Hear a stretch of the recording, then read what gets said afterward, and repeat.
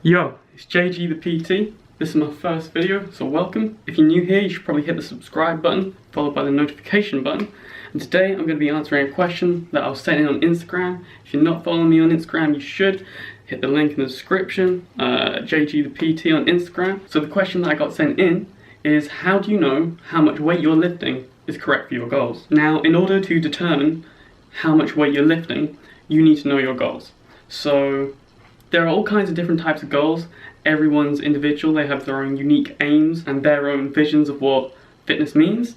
However, the main sort of goals you will come across, they usually fall into one of three categories. It's usually endurance, hypertrophy, aka muscle growth, or strength. Now, when it comes to these three categories, you might have heard of what's called the repetition continuum. You have endurance on the one side, that being, 20 plus reps per set. Then all the way on the other end of the spectrum, you have strength, being, anywhere sort of between 1 to 6 reps per set. Now, just a disclaimer, this doesn't mean that you can't build strength doing sets that are over 20, and this doesn't mean you can't build endurance within the 1 to 6 rep range, and the same is true with muscle growth or hypertrophy.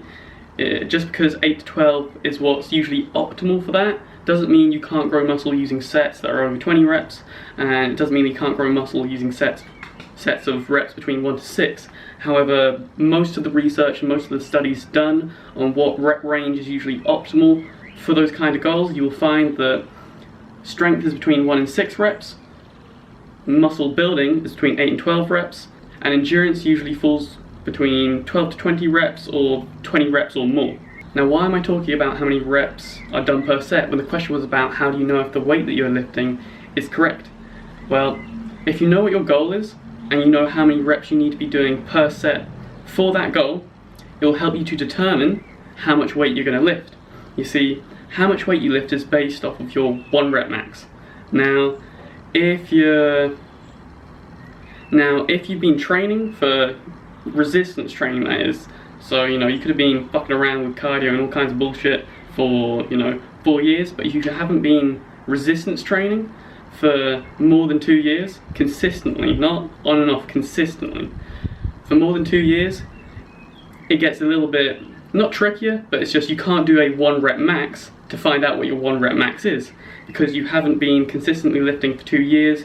You haven't got the sort of motor patterns developed and ingrained enough into your sort of central nervous system to safely perform a true 1 rep max on an exercise. So for instance, deadlifts, if you're a beginner lifter and you try and max out on your deadlift, you're way more likely to get injured than someone who's an intermediate lifter or has been lifting for more than 2 years. Now, with that being said, if you've been lifting for 2 years straight but you've never done a deadlift in your life, probably not a great idea to max out on your deadlift. However, it's still a lot safer than a beginner who's never done any resistance training or hasn't been resistance training for a significant amount of time to go for a 1 rep max on deadlift. And just to clarify what I mean by that, if you have someone who hasn't practiced deadlifts and hasn't been resistance trained for at least 2 years, and they do max out on their deadlift, because they haven't got the correct form and the habits of correct form ingrained so deeply into their physiology.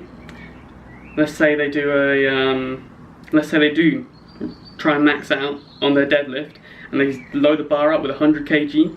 Let's say they try and pull that weight off the ground, right, with a deadlift. And they're pulling, and then their back rounds just before they get the barbell past the halfway point on their shins. Now, they are way less likely to know what that incorrect placement feels like. However, an experienced lifter is way more likely to know if their back has rounded. If their back has rounded, they have the experience to put the weight down, to let go. That is, if they're not ego lifting. But also on top of that, they have been resistance training for 2 years. Their muscles are stronger, their bones are a little bit denser, that intermuscular and intramuscular sort of communication between the muscles is way more efficient than a novice. So how the hell would a novice lifter go about finding out what their 1 rep max is if you can't do your 1 rep max? The way that you would go about finding out, or the way that I would advise, is you either do a 10 rep max on an exercise or you do a 5 rep max. These are a lot safer for novice lifters because in order to do a 10 rep max you have to use a lot less weight than you would if you were performing a 1 rep max. This makes it far safer for a beginner to perform, because even if they do have bad form on their exercise and they don't know about it because maybe they don't record it themselves when they exercise to look at their form, maybe they don't know what correct form is, maybe they're training on their own or they're training with a partner who gives them bad advice. If you are doing a 10 rep max, because the weight is a lot less than a 1 rep max, you can sort of get away with bad form, especially if you say someone's doing bench press and they're flaring their elbows out all the way out here. If you do a 1 rep max, you know, let's say you've been lifting resistance training for 2+ years and you max out on your bench press, you might get away with sticking your elbows out wide, but it puts you at a way more increased risk of injury. Now, an experienced lifter would know that when you bench press, you want to pull your shoulder blades back, you want to have just a slight arch in the back. You don't want it over exaggerated or anything crazy like that, and you're going to keep those elbows in. So when you do bench press, you've got the elbows in, recruiting the triceps more, and you're way less likely to injure your elbows or your shoulder. So when you bring the elbows out, the shoulder comes into it more than it should do. Now, if you do perform a 10 rep max or a 5 rep max, you can use percentages and a little bit of maths to figure out what your 1 rep max would be. Now, if you perform a 10 rep max, using that 10 rep max is going to be less accurate at determining your true 1 rep max than if you use a 5 rep max. Simply because the further you get away from a 1 rep max, if you perform like an 8 rep max, a 4 rep max would be more accurate. Just because the weight that you would have to use for a genuine 4 rep max or a 5 rep max is closer to whatever your 1 rep max is going to be than if you were to do a 10 rep max or a 15 rep max. I wouldn't recommend a 15 rep max. Now, what I'm going to do is I'm going to put a 1 rep max table up on the screen so you can see it. Now, here you can see that 1 rep is 100% of your 1 rep max. 5 reps is 87% of your 1 rep max, and 10 reps is 75% of your 1 rep max. Now, the way that you go about calculating your 1 rep max with a 5 rep or a 10 rep is you're going to find out how many reps you did. Let's say you did 10 reps, alright? 10 is 75% of your 1 rep max. What you're going to do is you're going to take the weight that you used to perform those 10 reps and you're going to divide that by the percentage as a decimal. So let's say you did a 10 rep max using 20 kg. You're going to take that 20 and you're going to divide it by 0.75, and that will give you whatever your 1 rep max is. Now let's say you did a 5 rep max with 20 kg. You're going to take that 20 and you're going to divide it by 0.87, and that will give you your 1 rep max. Okay, so now that we've calculated your 1 rep max and we know what it is, we're going to use this, this close estimate of a 1 rep max to determine how much weight you're going to be lifting in your regular sets. Now, what calculation you do is going to be based on what your goals are. It goes back to your goals. If you're training for strength, you're going to be using percentages of your 1 rep max between sort of 80 to 100% of your 1 rep max. If you're using if you're trying to grow muscle, it's going to be more like a 70 to 85% of your 1 rep max. That's sort of that 6 to 12 rep range. And if you're going to be training to improve your muscular endurance, you would use percentages that could be anywhere between 40 to 70% of your 1 rep max. Now, to find out a range of weight that you could use to perform your exercises, we're going to take your 1 rep max and we're going to times that by a percentage expressed as a decimal in order to give you the weight that you're going to use.